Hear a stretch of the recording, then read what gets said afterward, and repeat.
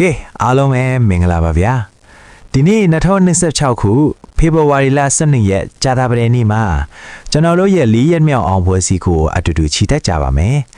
ဇွဲရှိရှိနဲ့အားပေးနေကြတဲ့မိတ်ဆွေများအားလုံးဒီနေ့မှလည်းထပ်တူထက်မြအကန်ခေါင်းကြပါစေလို့ဥစွာဆုတောင်းပေးလိုက်ပါရစေ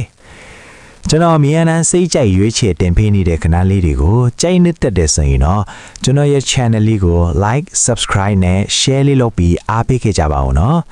ဒါမှနောက်ထပ်ဗီဒီယိုအသစ်တွေတင်တိုင်းမိတ်ဆွေတို့စီကိုအမြန်ဆုံးရောက်ရှိမှာဖြစ်ပါရဲ့ကဲဒါဆိုရင်ဒီနေ့အတွက်ကျွန်တော်ရွေးချယ်ပေးထားတဲ့ခဏလေးတွေကို like ကြည့်လိုက်ရအောင်လားဗျာ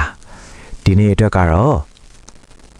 3ည4 3ညခွန်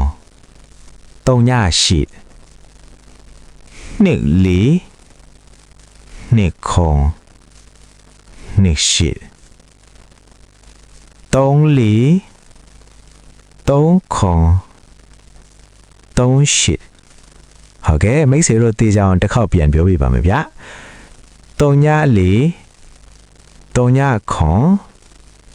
3ညရှိနှစ်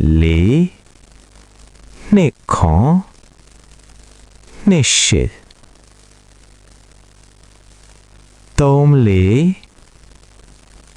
3ခွန်3ရှိဒီကနန်းလေးတွေကိုထိုးတဲ့အခါမှာအာထိုးဖို့ကိုလည်းမမေ့ကြပါနဲ့အောင်နော်